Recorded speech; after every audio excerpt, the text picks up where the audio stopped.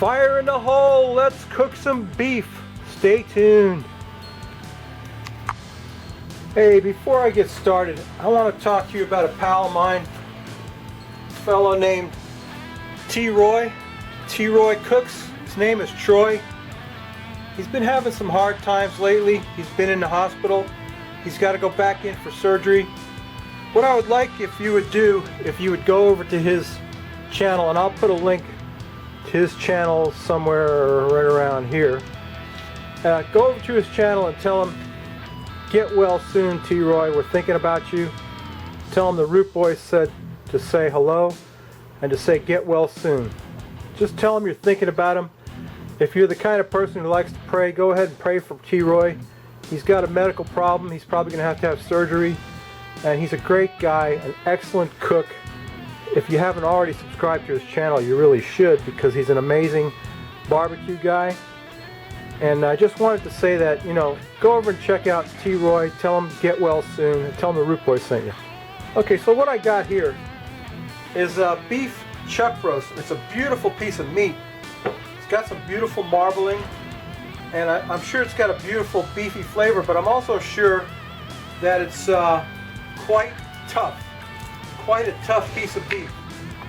So what we're going to do is, I got some of this honey garlic marinade. Let me show you that.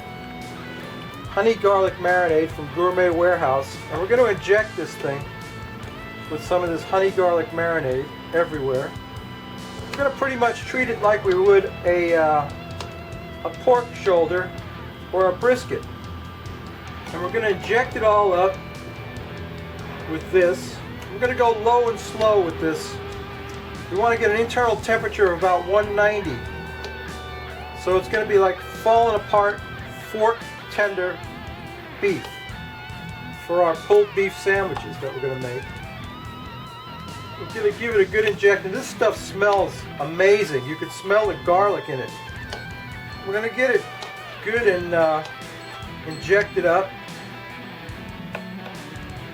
Yeah, I could probably fast forward through this, but I kind of like doing it, so if you'll bear with me, we'll give him an injection of marinade, a marinade injection with that Gourmet Warehouse honey garlic marinade. We're going to use up about half of it on the meat, and then we'll use another half of it to keep him wet during the cook. Oops, I just squirted myself with it. Isn't that wonderful? I'm going to smell like garlic all day now. Unless I go change my clothes. It's not going to happen. Okay, so we got him injected up. And I probably don't need to. But I'm still going to put some Sang stir-fry oil on there. And you know that's going to bring a further garlicky flavor to that. And he's already wet enough, I'll tell you. And then we're going to put some Tango Joe's Midnight Espresso. This is the best rub for beef that you can get. I'll put a link in the description for Tango Spice. You need to go get some Midnight Espresso. Every kitchen should have some Midnight Espresso. It's the best seasoning for beef that you can possibly get. I'm just going to sprinkle that on there. I'm going to get this on the grill. We're going to cook them to an internal temperature of about 145. Then we're going to wrap them in foil and cook them the rest of the way to 195, 200. So let me get them on the grill. I'll show you what that looks like, and I'll show you my grill setup, so stay tuned.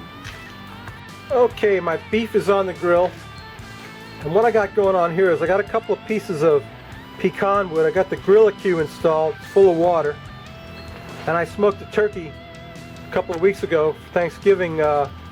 I never had to put water in it. You know, you fill it up one time, you're done. And it's going to keep the moisture up inside the grill, and it's going to help with the two-zone cooking. Keeps one zone separate from the other. I got my meat rubbed down with Tango Joe's Midnight Espresso. We got a couple of pieces of pecan wood. I put a single Weber fire starter cube over there, and that's going to eventually spread to all the coals, and all the wood is going to get cooked in there. And that thing is going to get smoked. It's going to take about 2 hours to get up to about 150, and then we'll wrap it in foil and cook it another 2 hours. It's going to take about 4 hours to cook this thing the way I want it. So stay tuned. We'll bring you back when we wrap it, and then we'll have a beer. Okay? Stay tuned. So my meat's been on there for about 2 hours. We're going to get it off there now and wrap it up in some foil.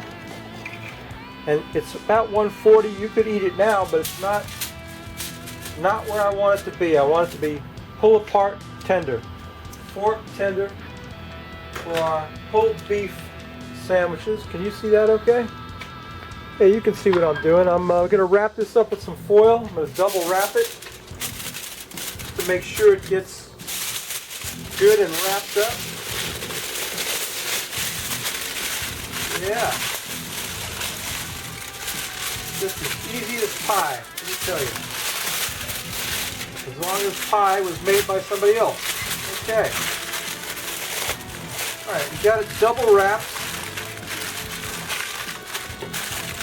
We're going to stick the thermometer back in it, right through the foil. Right back into our meat. Get it back on the grill. Let it rock and roll there until we get to 190 degrees. And then we'll pull it out and pull it and eat it. But first, let's drink a beer. Stay tuned. Okay, good people, it's time for the Frosty Root Boy mug, and today's beer, Not Your Father's Ginger Ale, which they say is beer. They say this is beer flavored with spices, and we like to think of it as ale brewed with ginger. Best served chilled in a glass over ice. See, that's how I know it's not beer. You don't put beer in a glass over ice. And it's 5.9% alcohol. And I think maybe they added that alcohol to it. But let's find out. There's only one way to find out. Small town brewery. Are you going to disappoint us? We don't know. Let's find out. I love ginger ale, so I'm bound to like this. I love that Not Your Father's root beer. I like that a lot. Let's pour this out. Of course, you know, we're looking at, it's looks like ginger ale, you know. There's hardly any head at all. It is fizzy though. Let's take a sniff of it. How bad could it be? It smells like, you know what it smells like? It smells like a mixed drink. It smells like ginger ale with Jack Daniels in it. That's what it smells like. There's no froth to quaff, Roll, so we're going to have to just drink it. Let's take a taste of that.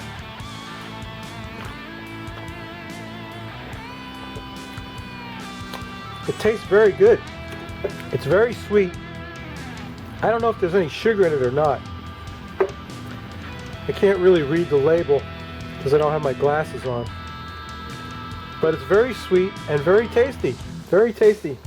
And you know, this tastes a lot, I know, I guess similar to that, the root beer. Not Your Father's root beer. This is Not Your Father's ginger ale. Anyway, I wanted to try it, and I did. And it's not too bad. It's not too bad. It's a little sweet. If you don't like sweet, you're not going to like this. Okay, so let's get that meat off of there and make a sandwich. Stay tuned. Okay, my chuck steak is looking good. We're going to pull that apart with a fork and get it on a sandwich. Stay tuned. Okay, so I shredded off some of that beef with a couple of forks. And I'm going to make a sandwich with that. Let me show you what we're going to put in that. We got some, you know you want it, spicy barbecue sauce. We're going to put a little bit of that on the bottom there. Get that off there. Okay. I'm going to put some onion on the bottom of that sandwich. A little bit of you know you want it spicy. Some of that shredded beef on there. Looks really good. It's got a nice smoke ring, you can see. You can see the redness there. And that smoke ring of that beef. Quite a bit of that beef on there. And let's see, we're going to want a little bit more of that barbecue sauce. Some of that you know you want it spicy. And we're also going to top it with some coleslaw. We're going to put a dollop of coleslaw on top of that. Oh yeah, nothing better, baby. Dollop of coleslaw on top of that. There's your sandwich. That's the sandwich of the day, man, right there. Pulled beef, you know you want it spicy. Awesome, awesome sandwich. That don't mess with that not your father's ginger ale. It ain't that good. Let me, can you see that? Okay, let me wipe off my plate a little bit. Let me zoom in on that. How's that look? Not too shabby, huh? Okay, let's take a taste of it. Stay tuned. Yes, sir, let's get a bite of that. Don't that look good? Ah, yeah. You gotta tell me that don't look good. How's that look? Mmm. Mmm. That meat is as tender as it can be.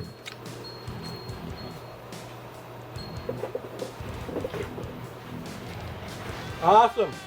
Awesome sandwich. That's a poor man's brisket right there. You can't afford brisket? Get a chuck steak. Take about 5 hours of your time and make yourself a sandwich. It's okay, babies. That's my video. You know what I always say, if you like this crap, please subscribe. If you don't, go over and see Sean Smith. That's Troy Smith's brother. Troy's the guy in the hospital. And his channel is called Moonshine's Roadhouse. They call him Moonshine. He's a hell of a cook. And so is his brother Troy. And I want you to say a prayer and keep a thought for Troy in your mind. Send a healing bolt to Troy for him to get better. And go subscribe to Sean. He's cooking up some good stuff. Moonshine's Roadhouse and T-Roy Cooks. They're our featured artists for this week. Come back next week. It's Christmas. I'll be cooking something good. Or maybe I'll just be drinking a beer. In fact, I'm thinking about just drinking a beer and the hell of cooking. Alright, see y'all babies next week. Bye.